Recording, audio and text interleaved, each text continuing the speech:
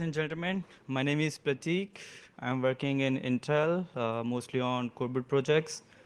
And my talk is about recent changes that we have done in Coreboot for multiprocessor initialization with respect to some of the restricted feature programming. So we're going to go through that and how the community can use it.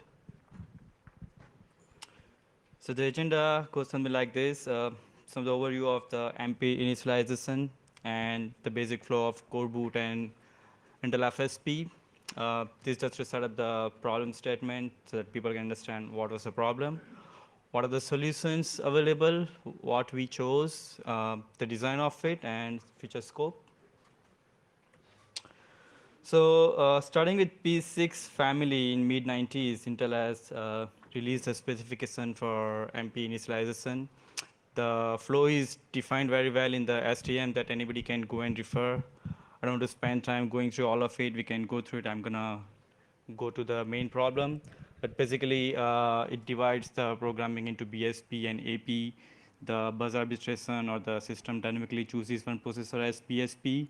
Everything goes on the BSP, and then the BSP would program the rest of the APs. But I can go through the STM for the whole control, full flow.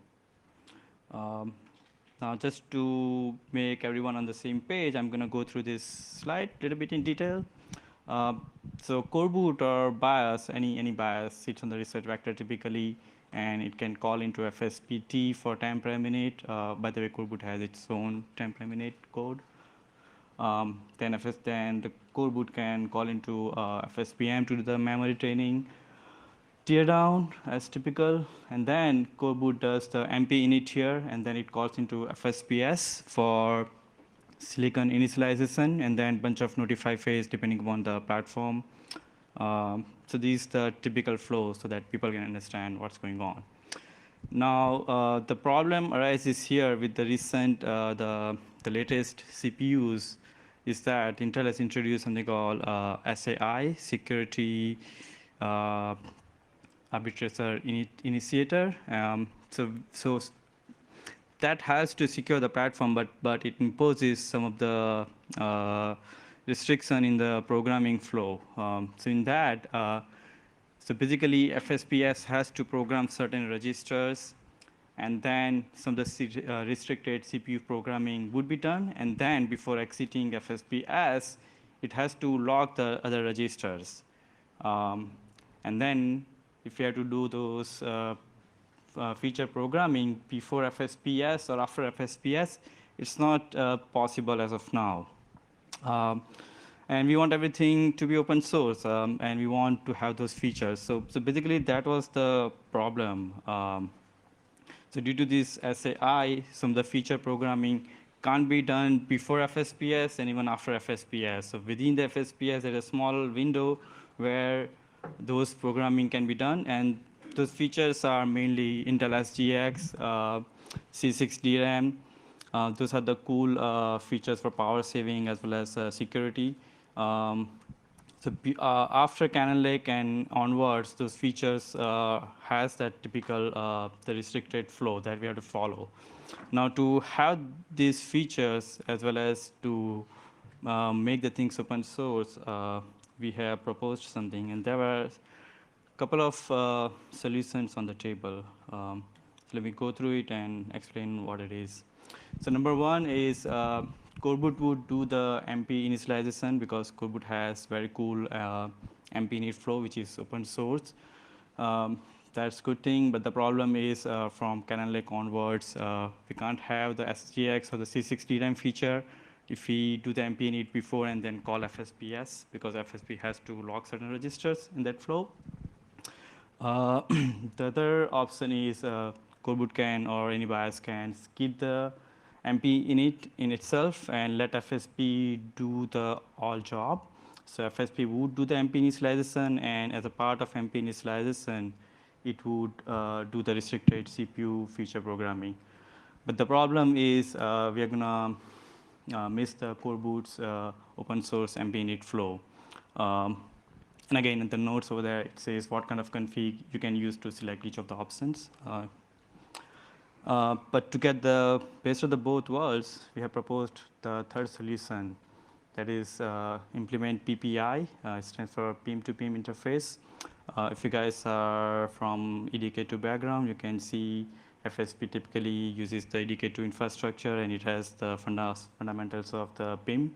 Now, we can have this PPI, which basically it is nothing but a list of function pointers. We can pass it to FSP, and then FSP can use Coreboot's MP init to do the restricted feature programming. So the whole talk is about this. We're going to go through the design and how the flow works. The good thing with this approach is that the Coreboot can do the MP initialization as Coreboot is doing as of now. And on top of that, we let FSP use Coreboot's MP init infrastructure to do the restricted feature programming. And to use that option, you can set this config flag. The good thing is code is already upstream, it's already merged, so you can use it even as of today. Basically, it is with FSP 2.1 spec. So let's go through the design. So in a nutshell, there are basic three things, very simple. Create the MPPPI interface, give that interface pointer to FSP, and let FSP execute it as simple as possible. Now, what is that PPI? So basically, the PI specification says that there are 7 functions that anybody has to implement to provide that PPI interface. 2 of them are optional, so we have implemented 5 of them. Basically, it says number of processors, how to get the processor information. These are the 2 main routines that is mostly used. That is using Coreboot's MP run on AP's callback. So how it works is, let's say if Coreboot or FSP has to do SGX feature programming, Coreboot will call these APIs and pass on its own function pointer and execute those routines. It's that simple, either on BSP or all the cores. Now, you can follow this branch to see the whole sequence and bunch of review comments, how this design was evolved. Now, let's go to the flow. As you know, boot block, ROM stage, RAM stage we have with the Coreboot. Here we're going to record the events. So Coreboot would still do the MP init as it does right now. And then we fill the FSPS UPD parameters. We call into FSPS, this Intel FSP, and FSPS would do the silicon initialization. This is the current flow. And then what extra we had to do is we had to create the MP PPI APIs over there, pass the function pointer in the FSPS, and the name of the UPD parameter is CPU MP PPI. Now, FSP would do its own protocol for PPI. It will typically install the PPI, locate it whenever it is time to do the feature initialization, and it would call into Coreboot again to do the feature programming. So remember those APIs that we have passed. One of the API was to execute some function on all the APs or selected AP. So Coreboot would FSP would call those APIs and pass its own function pointer to do the feature programming. So this is the main flow that I had. And in future, so we can extend the same idea for other functionalities. We can maybe make FSP to use the Coreboot's debug library to print its own debug messages into CBMAM. That might be useful. If someone has access to FSP debug, we can at least try that option. So this idea that we have in mind, and any other suggestions the community has, it's kind of welcome. We can see how we can incorporate that to make use of this infrastructure. That is it I had to talk. Any questions?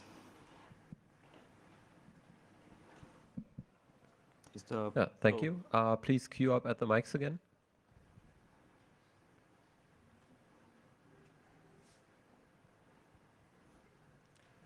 Hi. I don't really know anything specific about this architecture. I'm just curious from hearing this. Why can't you just add the new register setup that you need to do for the Comet Lake to the Coreboot MP init code? You know the logic of FSP, right? A lot of the registers are restricted. Company considers it at confidential or secret, top secret. So some of the registers are not publicly available. That's why FSP does a lot of programming. But with the latest SAI configuration to secure the platform more, it imposes a lot of restriction in the boot flow. So we have to lock certain register first and then do the feature programming, and before FSPS leaves, we have to do certain other programming. Then only things would work. Otherwise, if you skip that window, then those features won't get enabled. So that's a restriction in the programming. That's a recommendation.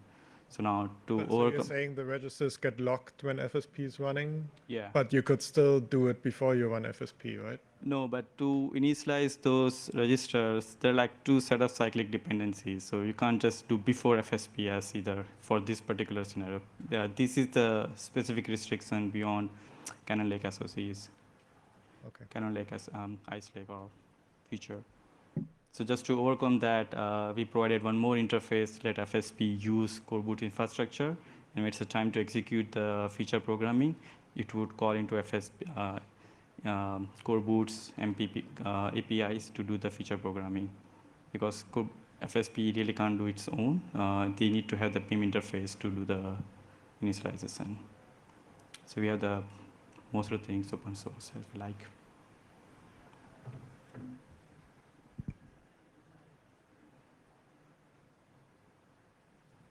And please send out your suggestions if you want to see something more in this particular area.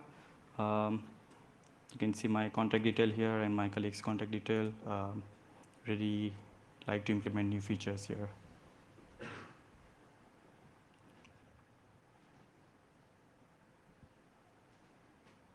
Any questions?